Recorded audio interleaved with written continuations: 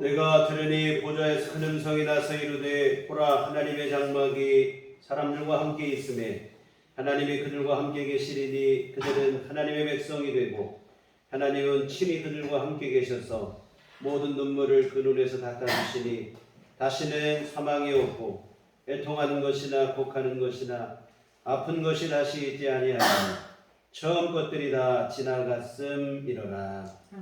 아멘. 자리를 하셔서 찬송가 25장 찬송하시겠습니다.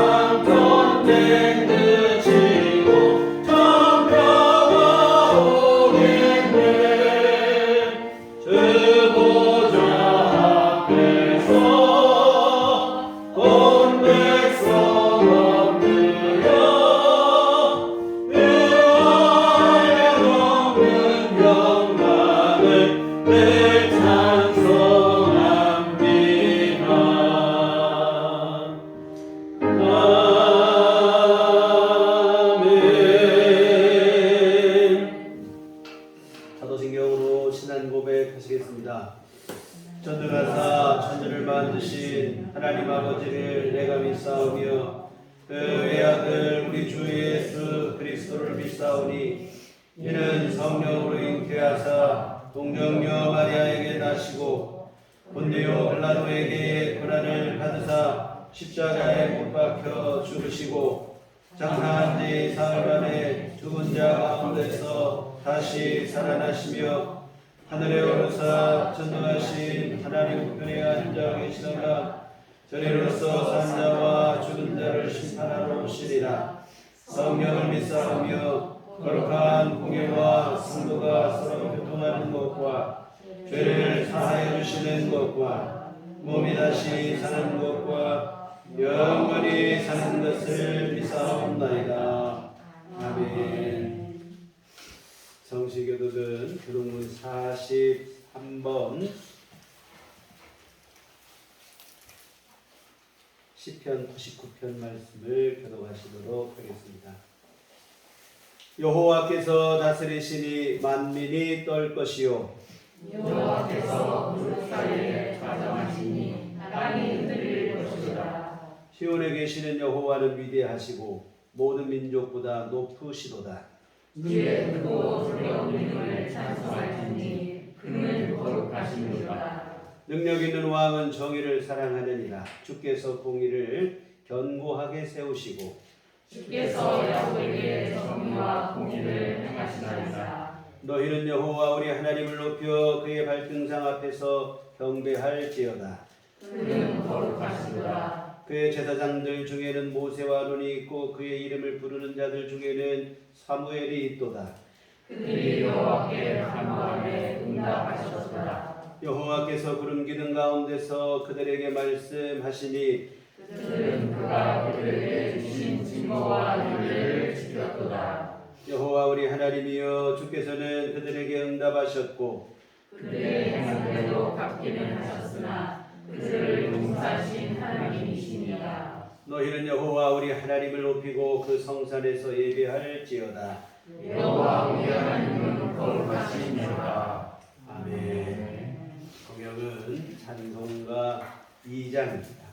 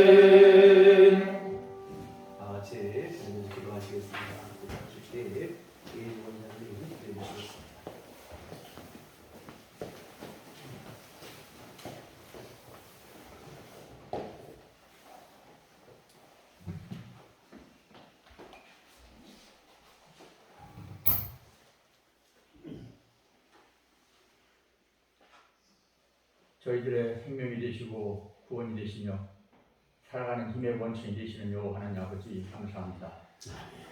이 주일 아침에도 저희들을 사랑하셔서 하나님께 예배하기 위해 주님의 성도로 모이게 해주시니 감사합니다.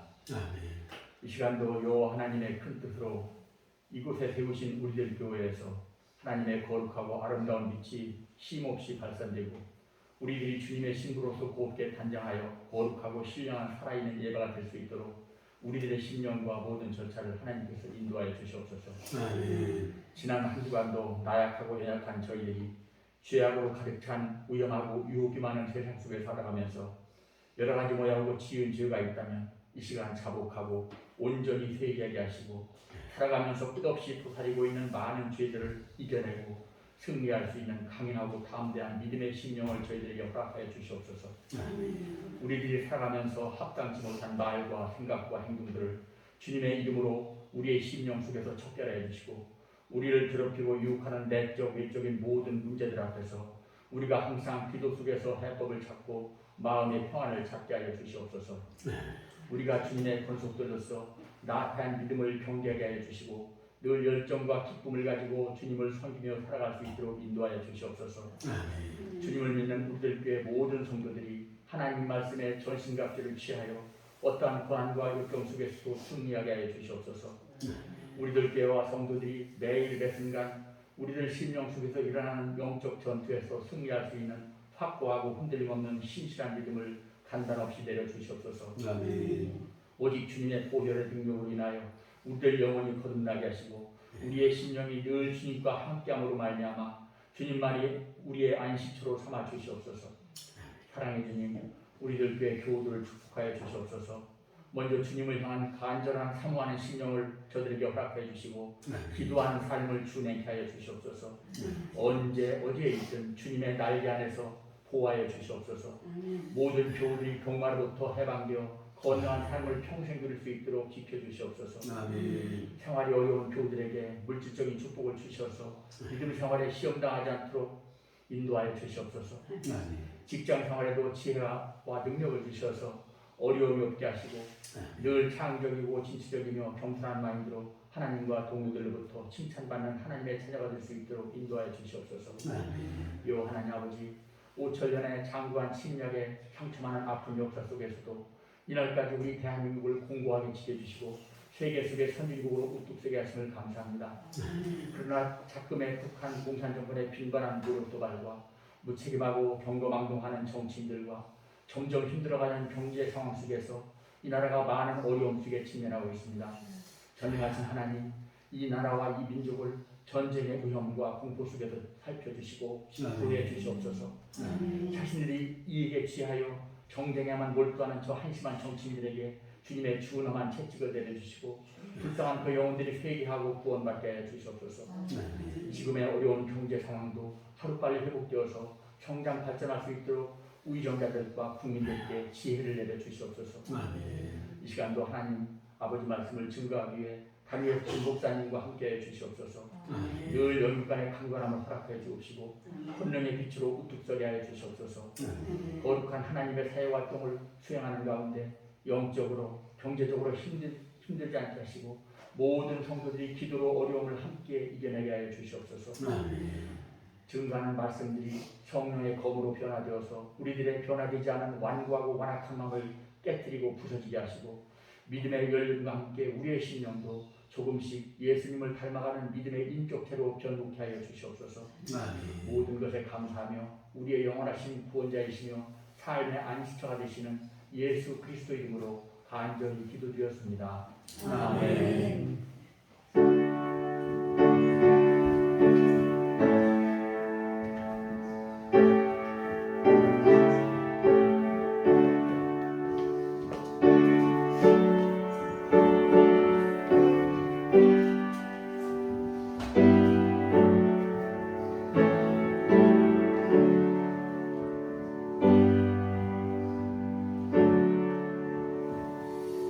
제신 기도하시도록 하겠습니다. 하늘에 계신 우리 아버지여, 이름이 거룩히 여김을 받으시오며 나라의 마옵시며 뜻이 하늘에서 이룬 것 같이 땅에서도 이루어지이다. 오늘날 우리에게 용할 양식을 주옵시고 우리가 우리에게 죄 지은 자를 사하여 준 것 같이 우리의 죄를 사하여 주옵시고 우리를 시험에 들게 하지 마옵시고 다만 악에서 구하옵소서. 내게 나라와 권세와 영광이 아버지께 영원히 있사옵나이다. 아멘.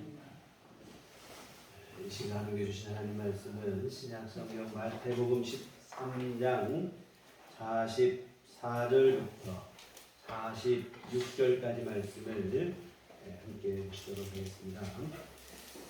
다 같이 한 목소리로 합독하시도록 하겠습니다. 천국은 마치 밭에 감추인 부어와 같으니 사람이 이를 발견한 후 숨겨두고 기뻐하며 돌아가서 자기의 소유를 다 팔아 그 밭을 사느니라. 또 천국은 마치 좋은 진주를 구하는 장사와 같으니 극히 값진 진주 하나를 발견하며 가서 자기의 소유를 다 팔아 그 진주를 사느니라. 아멘.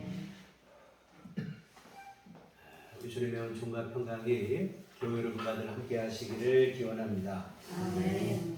지난주에 우리는 인생의 날수를 계수할 줄 아는 지혜로운 마음을 구하는 모세의 기도를 함께 살펴보았습니다. 천년만년 청춘일 것 같고 뭐든지 다 할 수 있을 것 같은 그 어리석은 착각에서 벗어나게 해달라는 기도입니다. 짧고 유한한 것이 인생인데 이 사실을 우리가 자주 잊고 살아갑니다. 다 할 것 같고 영원히 살 것 같고 그러다 보니 결국 하나님 앞에서조차도 오만망자하고 교만한 마음을 먹기까지 하는 것이지요. 연약하고 유한한 존재가 되었다는 것보다도 사실은 이런 착각과 교만이 더 문제가 됩니다. 짧고 연약하고 유한한 인생이라는 사실을 우리가 정확히 알고 늘 명심을 해야 됩니다. 그때 비로소 사실은 진정한 소망이 우리에게 주어지게 되는데 바로 영원하시고 전능하신 하나님을 향한 진정한 믿음을 갖게 되는 것이 바로 그것입니다. 자신의 연약함과 유한함을 절실히 깨닫기 전에는 믿는다 하면서도 여전히 자기 스스로를 믿는 오만함, 교만함 이런 것에서 벗어나지 못합니다. 그리고 그 오만함 때문에 실수하고 넘어지고 쓰러지고 여하튼 우리의 연약함을 깨달을 때 비로소 주님을 향한 믿음이 간절해지고 진실해지게 되어지고 그리고 이런 믿음이 되어야 비록 연약한 우리가 인생을 갖고 있지만 험한 세상 속에서도 절망하거나 무너지지 않고 담대함으로 세상을 헤쳐나가는 그런 삶을 살게 되어줍니다. 그리고 또 하나 더 중요한 사실이 있는데요. 영원하신 하나님 안에서 영원을 소망하게 되는 그러한 은총을 잊게 된다는 사실입니다. 영원하신 아버지 하나님께서는 유한한 인생, 짧은 인생을 살아가는 우리를 그냥 내버려둔 게 아니고 우리를 위해서 영원한 나라를 준비하셨습니다. 그래서 흔히 말하는 것처럼 죽으면 다 끝나는 거예요 하는 이러한 생각, 죽으면 끝나는 인생으로 우리를 버려두신 게 아니고 우리를 유한한 인생에 불과하지만 영원한 삶을 살 수 있는 길을 우리에게 열어 놓으셨습니다. 바로 예수님의 십자가 죽으심과 부활을 통한 복음이 되어지죠. 이 복음을 통해 우리도 죽어도 다시 살게 될 것을 믿습니다. 그리고 죽어도 다시 살게 되고 뿐만 아니라 다시 살게 될 그때에는 다시 죽지 아니하고 천국에서 영원한 삶을 영생을 누리게 될 것을 우리가 믿고 있는 것이죠. 이와 같은 이보다 더 복된 소식이 없습니다. 연약한 인생, 짧고 유한한 인생에게 천국과 영생보다 더 기쁘고 복된 소식은 없죠. 그래서 이 소식을 복된 소식, 복음이라 이렇게 우리가 부르게 되어지죠. 근데 문제는 세상에 많은 사람들이 아직도 이 복음을 복음으로 믿지 못하고 받아들이지 못하고 있다고 하는 사실입니다. 가장 복된 소식인데 몰라요. 이유는 두 가지가 있는데 첫째는 이 소식을 아직 듣지 못한 경우가 있어요. 아직도 우리가 복음을 전하고 선교사를 막 파송한다고 해도 복음이 전파되지 못한 복음의 불모지가 많이 있습니다. 땅끝까지로 복음을 전파해야 될 이유가 바로 여기에 있겠죠. 이와 같은 듣지 못해서 또 하나는 들었다 이 말이에요. 그런데 듣기는 들었는데 들을 귀가 없어서 믿지 못하는 거예요. 복음이 전파되고 분명히 들었는데 믿지 못해요. 왜? 천국과 영생의 가치를 알지 못하는 겁니다. 짧은 인생, 나중에 어떻게 될지 어떻게 아느냐, 나중 일까지 우리가 어떻게 하느냐 하면서 그냥 현실에만 집착하여 과도한 욕심으로 인생을 낭비하고 살아갑니다. 참 안타까운 일이죠. 짧은 인생인데 그마저도 헛된 것에 낭비하는 가장 불행한 인생이 되고 마는 것인데요. 여하튼 천국과 영생의 가치를 정확하게 알고 그 사실을 내가 믿음으로 받는 것, 이것이 진정한 지혜입니다. 그리고 이 지혜를 얻은 것이 가장 귀한 복이 되어집니다. 오늘 본문이 바로 이 사실을 우리에게 전해주고 가르치고 있는 말씀인데 먼저 44절 한번 보시면 천국은 마치 밭에 감추인 보화와 같으니 사람이 이를 발견한 후 숨겨두고 기뻐하며 돌아가서 자기의 소유를 다 팔아 그 밭을 사느니라. 예수님 당시 오늘날과 같은 금융기관이 마땅히 없죠. 이에 먼 곳을 여행한다거나 전쟁에 나갈 때 맡길 곳이 없어요. 또 그리고 이때는 약탈이 심했다고 합니다. 그냥 무력으로 전쟁하고 이게 무법천지 시대가 되다 보니까 약탈이 심하고 또 남의 훔치기도 하고. 근데 감춰둘 데가 없어요. 그래서 생각해낸 게 뭐냐면 자기만이 알고 있는 장소에다가 땅을 파고 거기다 묻어두는 그런 일인데 나름대로 괜찮은 방법이긴 한데 문제는 그 사람이 그 장소를 잊어버리거나 아니면 죽게 되는 경우라 이 말입니다. 여행이나 전쟁에 나갔다가 살아서 돌아오지 못하는 경우도 있고 꼭 기억하고 했는데 나중에 가보니 자리를 못 찾겠는 경우도 있고 결국 이렇게 되면 어느 누구도 그 자리를 알 수 없게 되고 땅에 묻어둔 보물은 이 보화는 영영 주인을 잃게 되어지죠. 그러다가 누군가에 의해서 아주 우연한 기회에 발견이 되는 일들이 종종 있는데 예수님께서 그 일을 비유로 들어서 말씀을 하신 것입니다. 어느 사람이 남의 밭에 일을 하러 간 것이 같겠죠. 그러다 보니까 거기서 보화를 발견해서 재미질을 했는지 아니면 괭이로 밭을 일구었는지 모르겠지만 밭을 일구다가 땅속에 발견된 이 보화를 발견하게 됐습니다. 사실 이러한 경우 랍비의 교훈에서는 밭 주인에게 그 소유권을 인정하고 있습니다. 그러니 그 주인에게 내가 발견했다 할지라도 이 보물을 넘겨주는 게 맞아요. 그런데 이 사람은 그렇게 하지 않고 발견한 보화를 아무도 모르게 다시 묻어둡니다. 그리고는 아무 일 없다는 듯이 집으로 돌아가서 자신의 전 재산을 다 파는 거예요. 돈이 될 만한 것 다 처분해 가지고는 돈을 모아서 그 돈을 가지고 밭을 삽니다. 왜 샀겠습니까?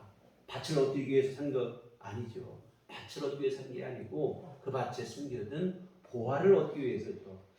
근데 바로 예수님은 천국이 바로 그 밭에 숨겨진 보화와 같은 존재라 이렇게 말씀을 하시는 겁니다. 무슨 의미인가요? 내 전부를 다 들여서라도 다 걸고라도 얻을 만한 충분한 가치가 있는 곳이 바로 천국이라는 교훈입니다. 근데 저는 어린 시절에 이 말씀을 볼 때마다 늘 불만인 게 밭주인에게 돌려줘야지 왜 안 돌려주고 자기가 몰래 감추고 이러나 이런 생각 때문에 이 비유가 못마땅하게 생각이 됐어요. 그러나 여러분 오늘 본문의 요지는 도덕성의 문제를 따지는 말씀이 아니에요. 천국의 가치를 설명하기 위해서 예수님께서는 당시 실제로 있었던 일을 비유로 차용하신 것뿐이지 보화를 몰래 숨겨서 자기 것으로 삼은 일을 정당성을 부여하기 위해서 이 말씀을 하신 것은 아니라 이 말입니다. 그래서 오늘 본문의 비유는 윤리 도덕의 기준을 제시하는 말씀이 아니라 천국의 가치를 설명하는 말씀이에요. 그래서 뭐냐면 밭에 숨겨둔 보화처럼 이 천국은 내 전부를 바쳐서라도 얻을 만한 충분한 가치가 있다는 것을 말씀하고 있습니다.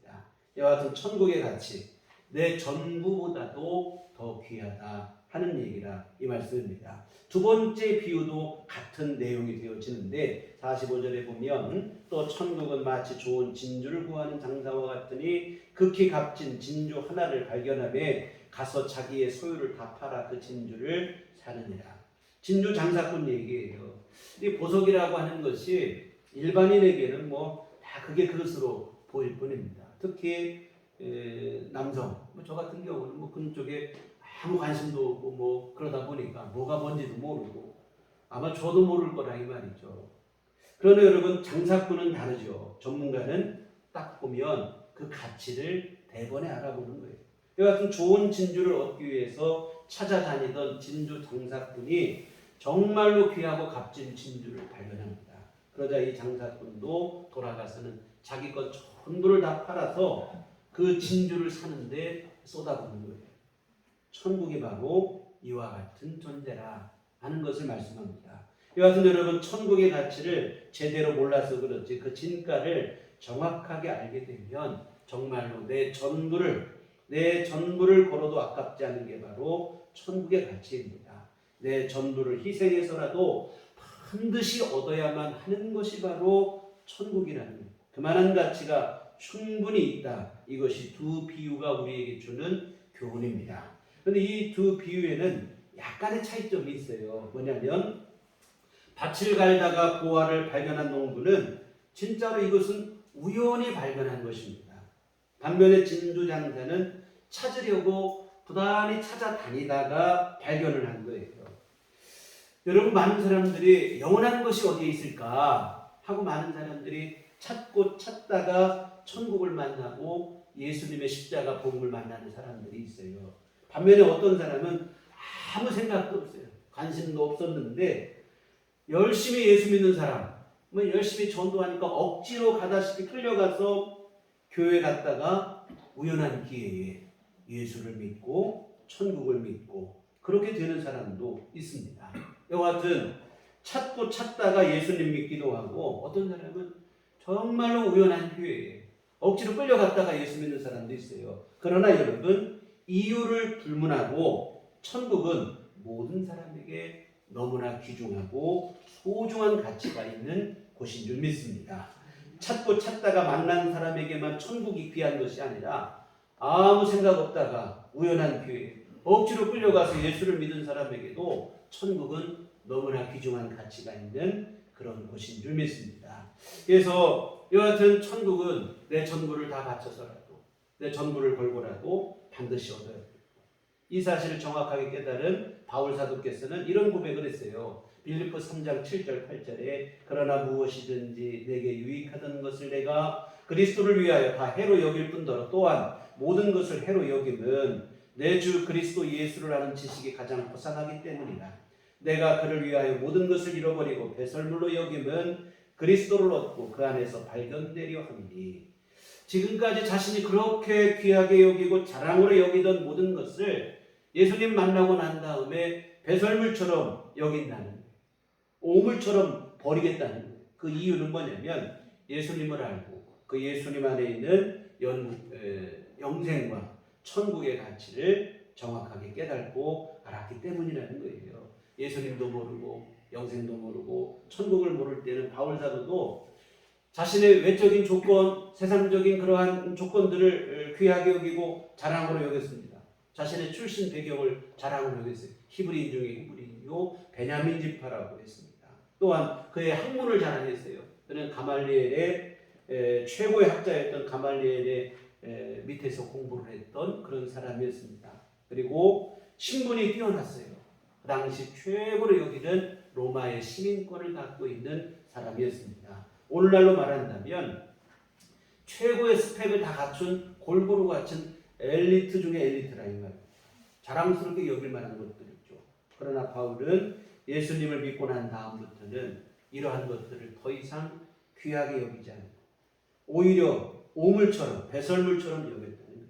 이유는 예수님 안에서 얻은 구원과 영생의 가치가 얼마나 귀한 것인지를 절실하게 깨닫기 때문이라는 겁니다. 여러분 바울 사도에게서 가장 필요한 것은 예수 안에 있는 영생이었습니다. 단지 이 땅에서 잘 먹고 잘 살고 하는 것이 그의 바람이었다면 바울 사도는 얼마든지 이런 것들을 누릴 수 있는 조건을 골고루 갖춘 사람이었어요. 그러나 바울은 세상의 것보다 더 귀한 것이 있다. 이 땅의 짧은 잠깐 지나는 덧없는 이 땅보다 영원한 세계가 있다는 사실을 예수님 안에서 깨닫고 나니까 거기에만 집중하는 거예요. 그래서 스스로 말하기를 나는 비록 몸은 이 땅에 있지만 내 시민권은 하늘에 있다고 얘기를 했어요. 하늘 백성으로 난 살겠다는 거예요. 더 귀한 것, 더 값진 것, 더 영원한 것에 집중하는 삶을 살았습니다. 사랑하는 성도 여러분, 천국과 영생의 가치를 아십니까? 예수님은 오늘 본문의 비유를 통해 천국의 가치를 말씀하시는데 내 전부를 다 던져서라도 반드시 소유해야 될 것이 바로 천국의 가치라 말씀을 하십니다. 여러분 천국과 영생의 가치를 분명히 알았으면 좋겠습니다. 그리하여 천국과 영생에 대한 분명하고 확고한 믿음을 갖고 우리 삶을 살았으면 좋겠습니다. 그저 그냥 관념과 피상에 머무는 희미한 믿음, 가면 좋고 뭐 없으면 또 많은 것이 뭐 이런 식의 희미한 믿음이 아니라 천국 가게 되는 것이 분명히 믿어졌으면 좋겠습니다. 오늘 밤 주님이 나를 부르신다 할지라도 나는 천국 갈 확신이 있습니다 하는 그 믿음을 갖고 사시기를 부탁을 드립니다. 아멘. 이처럼 천국과 영생의 실제가 되고 분명한 믿음이 될 때 여러분 오늘 우리 삶 속에 나타나는 변화가 있어요. 내가 신앙 안에서 정말 새로운 삶을 살고 변화된 삶을 사는 것은 천국과 영생에 대한 확신이 있을 텐데 그 확신이 있으면 이런 변화가 있습니다. 첫째, 여러분이 어떤 고난과 시련과 어려움을 만난다 할지라도 실족하거나 시험 들고 넘어지는 게 아니라 믿음으로 극복하게 되는 힘을 얻게 되어집니다. 이 사도행전에 보시면 바울 사도께서 1차 전도 여행을 끝내시고 쭉 일자로 이렇게 전도 여행 그 방언 좀 이렇게 걷게 됐어요. 그러면 그 자리에서 그냥 배를 타고 자기를 파송한 교회로 오면 제일 빨라요. 근데 바울 사도는 그렇게 온 게 아니고 전도했던 교회를 다시 한 바퀴 되짚어 돌아가요. 이유가 있습니다. 이제 막 믿기 시작한 성도들의 믿음을 응원하고 그들의 믿음을 바로 세우기 위해서 다시 돌아갑니다.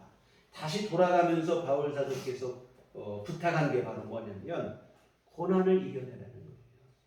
사도행전 14장 22절에 보면 제자들의 마음을 굳게 하여 이 믿음에 머물러 있으라 권하고 또 우리가 하나님의 나라에 들어가려면 많은 환난을 겪어야 할 것이라 하고 천국 예수 믿고 이제 천국 가게 되었는데 그렇다고 해서 천국 그냥 금방 막 가는 게 아니고 천국 가기 전까지는 여러 환난이 있을 것이다. 이것을 예고합니다.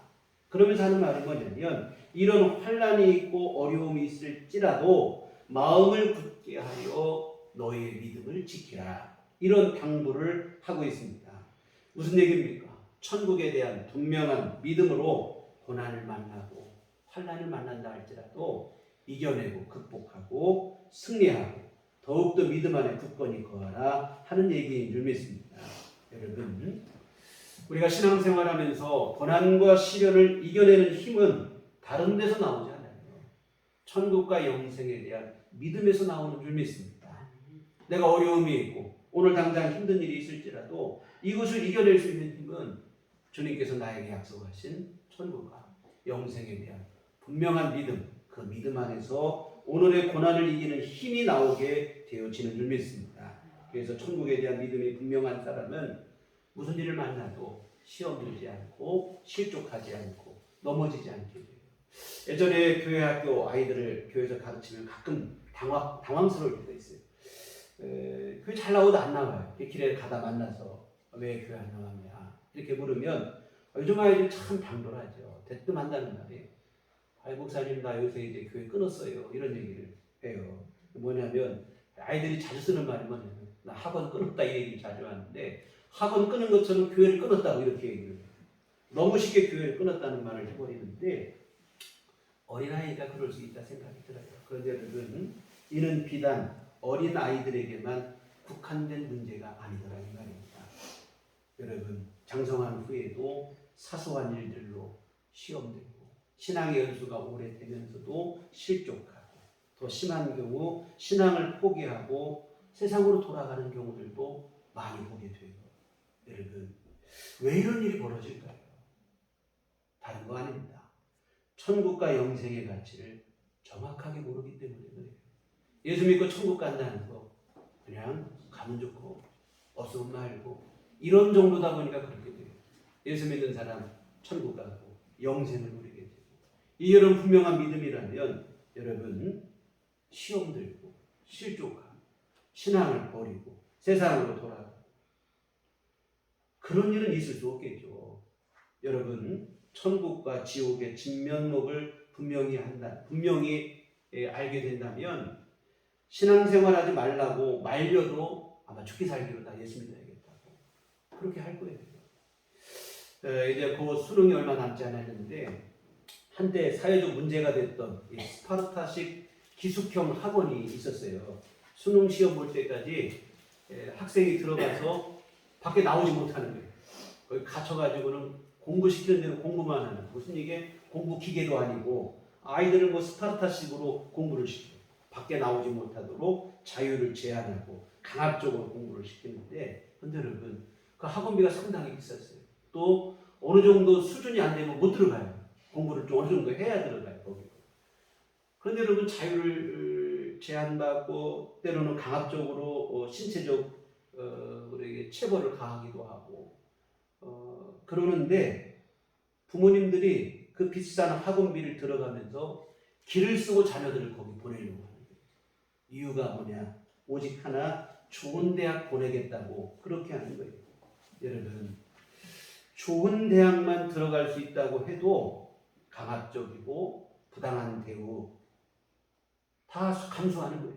오히려 돈을 가져다 주면서 사서 고생을 하는 거예요. 여러분 대학만 돼도 이 정도인데 천국 가는 길은 얼마나 더 그러해야 하겠습니까? 천국의 가치를 정확하게 안다면 몰라서 그렇지 아마 제가 교회 문을 걸어 잠그고 들어오지 말라고 해도 여러분들이 애원을 하면서 교회 다니게 해달라고 아마 이렇게 하지 않을까. 그런 정상이죠. 그렇게 할 거예요. 아마. 시험 들고 실족하고 세상으로 다시 돌아가고 그런 일 없죠. 여러분 늘 드리는 말씀이지만 초대교회 성도들이 정말로 그런 신앙생활을 했어요. 순교, 죽여도 예수를 믿었어요. 내가 죽으면 죽었지 하면서 죽으면서도 예수를 믿었습니다. 로마 제국에 300년 동안 큰 박해를 받으면서도 신앙을 지킵니다. 오히려 자식 스스로 죽은 자를 자처하면서 무덤 속으로 들어가고 동굴을 파고 들어가고 300년을 그렇게 살았으니 여러분 거기서 태어나서 거기서 죽는 사람이 얼마나 많았겠습니까? 그러나 그럼에도 불구하고 믿음을 내려놓잖아요. 왜? 천국과 영생에 대한 소망이 믿음이 분명하기 때문인 줄 믿습니다. 정말로 초대교회 성도들이야말로 요한계시록에 기록된 주 안에서 죽는 자들은 복이 있도다. 여러분 그 말이 무슨 말입니까? 예수 믿고 죽는 사람은 죽어도 복이라는 말씀인 줄 믿습니다. 죽어도 복이죠. 왜? 죽어도 영생을 누리고 다시 살게 되고 천국을 누리고 이것을 그냥 믿는 게 아니라 문자 그대로 믿는 거예요. 그러다 보니 어떤 일에도 실족하고 시험 들고 그런 일이 없고 죽음의 위협 앞에서도 돌아가는 일 없고 무너지는 일 없고 믿음을 굳건히 지켜낸 줄 믿습니다. 사랑하는 성도 여러분, 천국 갈 것이 분명히 믿어졌으면 좋겠습니다. 지금 당장 주님이 나를 부르셨다는 천국 갈 것이라는 그 확신을 여러분이 분명히 마음속에 품으셨으면 좋겠습니다. 아멘. 그렇게 되면 오늘 내가 무슨 어려움을 만나도 때로 힘든 일을 만나도 물론 현실의 고통 때문에 눈에서 눈물은 나겠죠. 마음은 아픔이 있겠고 그러나 그럼에도 불구하고 천국에 대한 소망만은 흔들리지 않게 되고 오히려 더 굳건한 소망을 붙잡고 천국을 사모하는 삶을 살아가게 되어질 줄 믿습니다. 다음으로 천국에 대한 믿음이 분명하게 되면 세상에 욕심내거나 그 욕심 때문에 싸우고 미워하고 증오하고 이러한 일을 하지 않게 됩니다. 용서하고 사랑을 실천하는 삶을 살아가게 되죠. 여러분 천국 갈 사람이 세상을 욕심내고 그 욕심 때문에 싸우고 미워하고 증오한다면 곤란한 일입니다. 그런데 우리는 솔직한 저만 그런지 몰라도 솔직한 심정이 잘 싸우고 살아가요. 때로는 미워하는 마음을 품기도 하고 특히 우리가 가장 많이 싸우는 대상은 누굽니까? 북한의 김정은하고 싸우는 사람은 없어요. 누구랑 싸우냐면 가까이 있는 내 가족하고 싸우는 거예요. 김정은 미워도 여러분 김정은하고 싸울 수가 없어요. 사실 우리가 가장 마음속에 제일 미워하고 싸우고 하는 사람은 누구냐면 가장 가까이 있는 사람들이에요. 가족, 이웃, 친척 이런 사실 여러분 가장 가까운 관계로 사실 누구보다도 사랑을 실천해야 될 대상인데 싸워요. 미움과 분노의 감정을 품고 지옥 갈 사람이 그런다면 이해가 되죠. 지옥 갈 게 억울해가지고 이해가 되죠. 그런데 여러분 천국 갈 것이 분명한 사람들이 이렇게 산다는 사실은 좀 곤란한 일입니다. 여러분 천국이 분명한 실제가 되는 사람은 오늘의 삶 속에서 일어난 일들로 누구를 미워하고 분노하고 증오하고 저주하고 그렇게 하면 안 돼요. 세상에 대한 욕심 때문에 누군가를 증오하고 여러분 생각해 보세요. 우리가 좀 누추한 집에 살다가 조금 더 좋은 집으로 이사를 결정이 됐을 때 그런 경험들이 있으시잖아요. 지금은 새빵살이 하다가 조금 더 좋은 집으로 이사를 하고 이럴 때가 있어요. 그때 여러분 비록 지금은 새빵살이 허름한 집에서 냄새도 나고 생활 환경이 안 좋아. 그래도 여러분 불평이 없어요. 왜? 좋은 집에 갈 것에 대한 소망이 있다 보니까 그냥 힘든 것도 힘든 줄 몰라요. 사소한 이유로 짜증 부리고 다투고 미워하고 그러지 않는다 이 말입니다. 여러분 새 집으로 이사만 결정이 돼도 이 정도예요. 하물며 우리가 여러분 하나님이 계시는 영원한 삶을 살아가는 더 이상 눈물과 아픔과 고통이 없는 천국 갈 것이 분명한 사람은 얼마나 더 그렇게 살아야 하겠습니까? 오늘 내가 좀 힘들고 어려운 일이 있고 나를 힘들게 하는 일이 있고 속상하게 하는 일이 있을지라도 그것 때문에 누구와 원수지거나 관계 틀어지거나 싸우거나 미워하거나 그러한 삶이 되지 않아야 할 줄 믿습니다. 여러분 우리가 싸우고 미워하고 증오하고 저주하고 내 눈에 흙이 들어가기 전에는 내가 절대로 용서 못하겠다. 왜 그렇습니까? 미래에 대한 소망이 없기 때문입니다. 오늘이 전부라고 생각하기 때문에 아기다툼하고 살아갑니다. 지금 여기가 전부라고 생각하니까 죽어도 손해볼 수 없죠. 그러나 여러분 오늘 우리 안에 천국과 영생에 대한 믿음이 분명하게 되면 오히려 몰라서 그러는 불쌍한 마음을 갖게 되어질 줄 믿습니다. 정말 이분들이 알면 정말 천국을 알고 영생을 알고 믿음을 알고 영원한 세계를 알면 저랄까 오히려 우리가 불쌍히 여기는 마음을 갖게 될 것이고 그렇게 되어질 줄 믿습니다. 이와 같은 여러분 혹시 싸워서라도 뺏어야 돼. 나 죽어도 나 손해 못 보겠고 막 이런 마음이 여러분 안에 들거든. 그때 여러분 그런 생각을 그냥 계속 품고 계시고 곤란해요. 그런 생각을 얼른 내려놓으시고 천국에 대한 소망을 새롭게 하시기를 부탁을 드립니다. 그때 성령께서 여러분 안에 용서의 마음을 주실 것이고 용납할 수 있는 마음을 주실 것이고 모든 이들을 관용할 수 있는 사랑의 마음을 여러분 안에 허락해 주실 줄 믿습니다. 마지막으로 이제 한 가지 더 말씀드리면 천국이 실제가 되면 여러분 나 혼자 가고 싶은 마음이 아니라 다 같이 함께 가고 싶은 마음이 여러분 안에 들게 되어질 줄 믿습니다. 여러분 천국 가는 길은 세상 무엇보다도 기쁜 일입니다. 이 기쁜 소식을 다른 사람에게도 전해주고 싶은 거예요. 나 혼자만 알고 나 혼자만 가야지 이게 아니라 여러분 누가 시키지 않아도 내가 사랑하는 사람, 내 가까이 있는 사람, 내 소중한 사람들 함께 가고 싶은 마음이 들어야 되겠죠. 그래서 천국과 이 기쁨의 소식, 복된 소식, 복음을 전하는 삶을 살아야 될 줄 믿습니다. 그래서 여러분 마음속에 전하고 싶은 마음이 생겨야 되는 거예요. 어린 시절 한번 생각해 보세요. 학교에서 뭐 시험 치다가 100점을 맞고 만점을 맞는 날이 있어요. 그러면 빨리 수업이 끝나고 싶은 거예요. 빨리 수업 끝나서 집에 가서 부모님께 이 시험지를 좀 보여드리고 칭찬도 받고 싶고 자랑하고 싶고. 그래서 여러분 뭐 시험 학교 뭐 파하자마자 그냥 집에 오는 게 막 달려서 그냥 빨리 집에 가서 부모님께 가푼숨을 내쉬면서 참 자랑을 하고 보여드리고 하잖아요. 이게 정상입니다. 근데 여러분 오늘 우리가 신앙생활을 오래 하다 보면 참 문제가 바로 여기에 있는 것 같아요. 예수 안에서 천국과 이렇게 열리고 영생을 얻을 귀한 사실 우리에게 열렸는데 이것이 가장 기쁜 소식인데 이게 자꾸 상쇄가 되는 거예요. 이게. 그러다 보니까 이 복음을 전하는 것을 오히려 부담스럽게 생각합니다.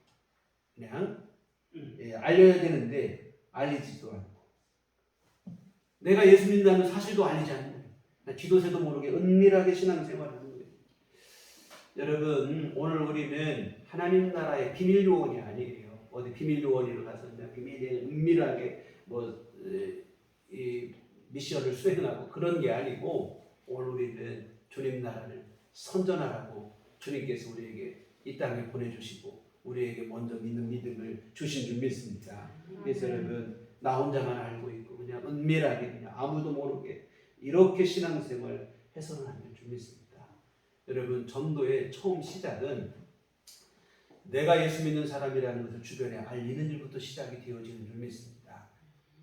내가 예수 믿는 사람이다 알리시고 그리고 예수 믿는 사람답게 여러분의 삶을 사시는데 다른 거 없어요. 지금 말씀드린 대로 천국에 대한 확신을 갖고 여러분의 삶을 살아가는 거예요. 아까 말씀드린 대로 어려움 속에서도 넘어지지 않고 힘든 가운데서도 절망하지 않고 누구라도 다 절망하고 낙심할 상황 속에서 믿음으로 기쁘게 이겨내는 거예요.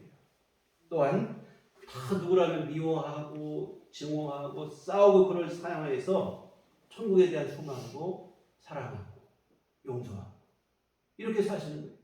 바로 뭐냐면 나는 예수 믿는 사람입니다. 나는 예수 믿기 때문에 이렇게 삽니다. 이것은 말로 하는 게 아니고 삶으로 여러분이 보여주셔야 될 줄 믿습니다. 이게 바로 진짜 전도가 되어지겠죠. 이런 전도의 삶을 사셔야 되는데 여하튼 우리가 오래 신앙생활 하다 보면 참 이것이 조금 무뎌지는 것 같아요. 그냥 괜히 전도하기도 힘들고 부담스럽고 그냥 나 혼자 조용히 예수 믿고 믿음으로 살면 되지 이런 생각하는데 여러분 복음은 나 하나 구원하는 정도의 능력이 아니에요. 여러분 예수님의 십자가 복음은 온 민족과 열방과 땅 끝까지 이 땅의 모든 사람을 구원하고 남는 능력이 그 안에 있는 줄 믿습니다. 그래서 여러분 천국에 대한 확신과 소망 안에서 이 귀한 소식을 전하고 전도하는 삶을 사시기를 부탁을 드립니다.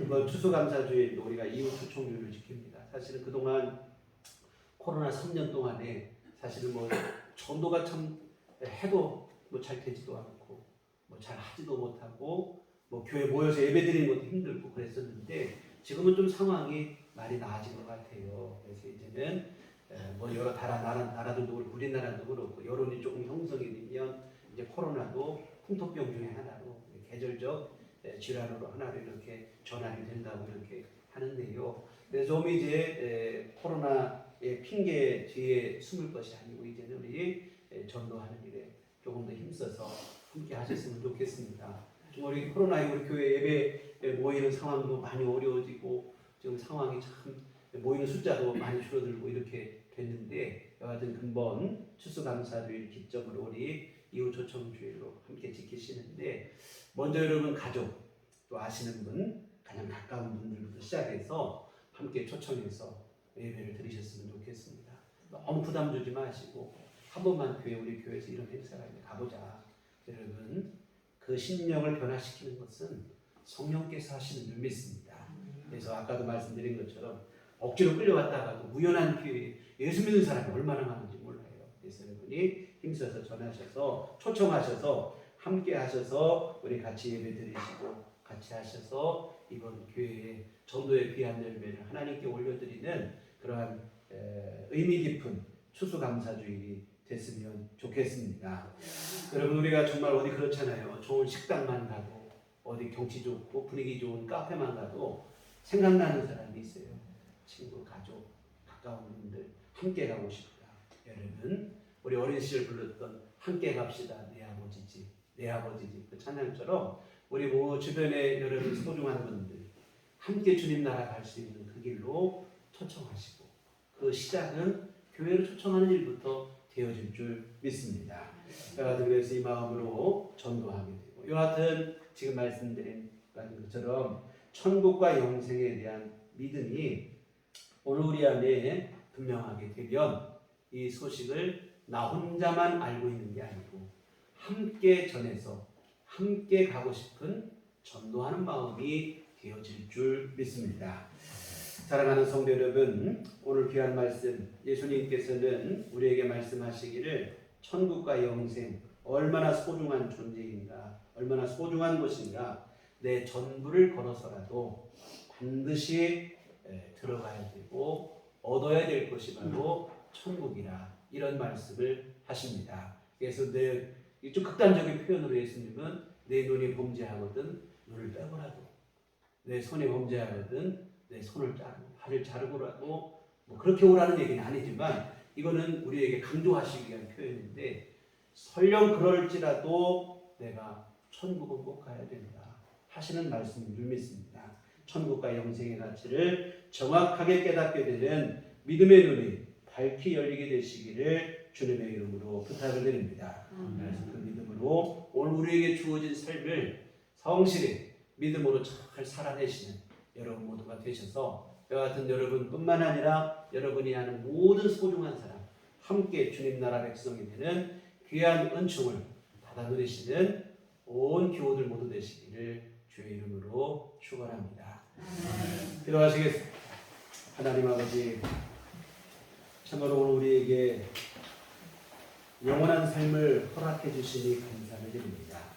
짧고 유한한 인생에 불과한 우리에게 하나님의 나라를 소망하게 하시고 영원한 삶을 소망하게 하시니 감사를 드립니다. 이 은총이 얼마나 귀한지를 우리 절실하게 분명하게 정확하게 알게 하여 주시옵소서. 그리고 그 믿음 안에서 우리의 삶을 살게 온전한 믿음으로 살게 하여 주시어서 어떤 고난 속에서도 실족하지 않게 하여 주시고 믿음으로 능히 승리케 하여 주시옵소서. 욕심과 미움과 분노와 증오에 사로잡히지 않게 하시고 우리 주님의 사랑과 용서의 마음을 품게 하시고 이 귀한 복음을 함께 전파하여 다 함께 구원의 은혜를 받아 누리는 귀한 은총 누리게 하여 주시옵소서. 예수님 이름으로 기도했습니다. 찬송가 우리 492장 찬송가 492장 찬송하시겠습니다.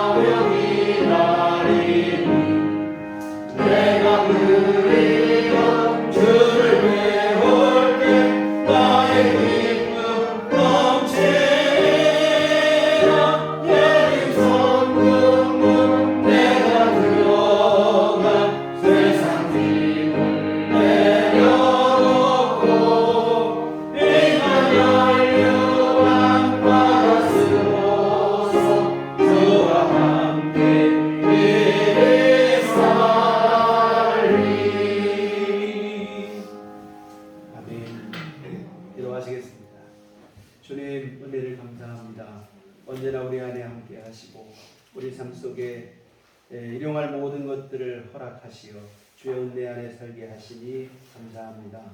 또한 우리에게 영원한 소망 허락하여 주시어 천국에 대한 확신을 갖고 이 땅에 살지만 하늘의 시민권을 두고 살아가게 하시니 감사를 드립니다. 아버지 하나님, 이 모든 은총 감사하며 주 앞에 이 헌금 드립니다. 하나님 기뻐받아 주시옵소서. 우리 마음을 다하고 뜻을 다하고 정성을 다하여 하나님 앞에 예물을 드려사오니 주여 기뻐받으시고 하나님 한량없는 은총을 내려주시어서 아버지 하나님 앞에 더욱더 헌신된 믿음으로 살게 하여 주시옵시고 또한 더욱더 세밀하신 주의 은총과 일일이 모든 삶을 간섭해 주시는 하나님의 도우심 가운데 살아가는 귀한 삶을 누리게 하여 주시옵소서.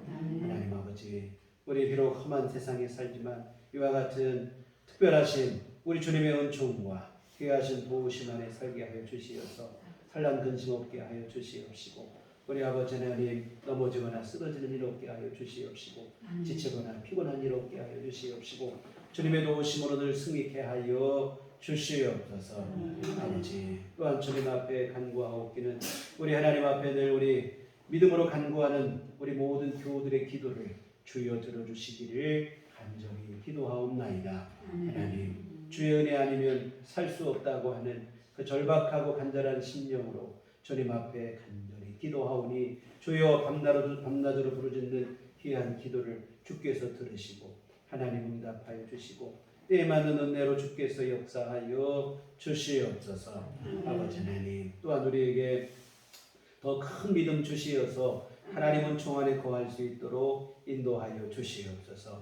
또한 육신의 건강도 주여 허락하여 주시옵소서. 날마다 주님 새 힘 허락하여 주시어 우리 일상적으로 하루하루 살아가는 모든 생활과 활동에 어려움이 없게 하여 주시옵소서.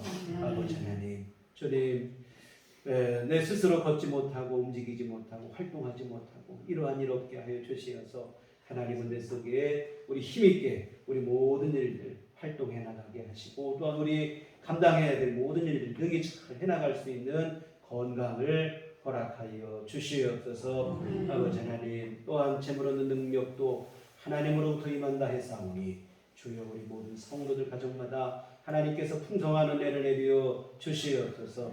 경제적으로 어렵지 않도록 주께서 하늘문을 여시고 하나님께서 풍성한 은혜 불어주시어서 생활 속에 곤궁하고 어려움 당하는 일 없도록 하나님 도우시고 늘 필요한 모든 것 채워 주시옵소서. 아버지 하나님, 또 우리 앞으로 한 주간 살 때도 주님 인도하심 속에 거하게 하시고 믿음으로 우리 삶을 살게 하여 주시옵시고 어두워진 세상 속에 빛을 발하게 하여 주시옵시고 우리 주 예수 그리스도의 향기를 바라는 삶을 살아내게 하여 주시옵소서. 예수님 이름으로 기도했습니다. 아멘. 교회 소식 시간입니다. 우리 서로 인사할 때 주님만 바라봅시다. 11월 둘째 주일 이제 한 달 조금 남았네요. 추수감사주일 겸 아까 말씀드린 것처럼 이후 초청주일을 지킵니다. 오늘은 올 한 해 주께서 베푸신 은총 한번 감사하는 마음으로 돌아보는 시간이 됐으면 좋겠고요. 또한 우리 주변에 하나님의 은총 함께 나누고 주님 주신 구원의 은혜를 함께 누려야 할 사람들 다시 살피고 돌아봐서 전도하시는 그러한 기회로 삼으시기를 부탁드립니다. 교회 밖의 집회와 성경 참여를 금하고 교회 중심으로 건강한 신앙생활을 함께 이어나가시면 고맙겠습니다. 또한 우리 이제 화요일 날씨가 급격하게 추워진다고 합니다. 우리 건강에도 유념하시기를 부탁드립니다. 우리 다 같이 자리에 생하셔서 서로를 축복하시며 평안을 너에게 주노라 찬양하시겠습니다.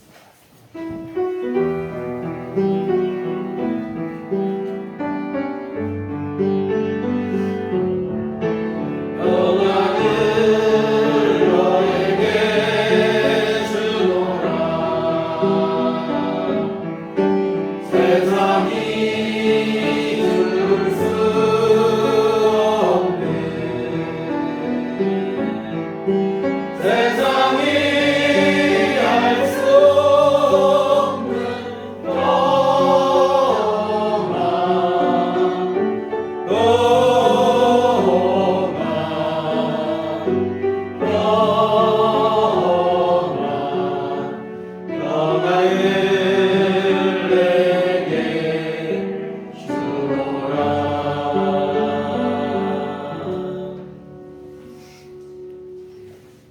오직 성령이 너희에게 임하시면 너희가 권능을 받고 예루살렘과 온 유대와 사마리아와 땅끝까지 이르러 내 증인이 되리라. 우리가 주의 증인이 되겠습니다. 이제는 우리 주 예수 그리스도의 구속의 은혜와 하나님 아버지의 극진하신 사랑하심과 성령님의 유로교통 역사 탐험감동 충만하심이 주의 피로 세우신 우리들 교회 위와 오직 주님이 허락하신 천국과 영생에 대한 소망으로 오늘의 삶을 믿음 안에 성실히 살기를 소원하는 주의 모든 자녀들의 심령 위에 지금부터 영원토록 함께 계시기를 간절히 축원하옵나이다. 아멘.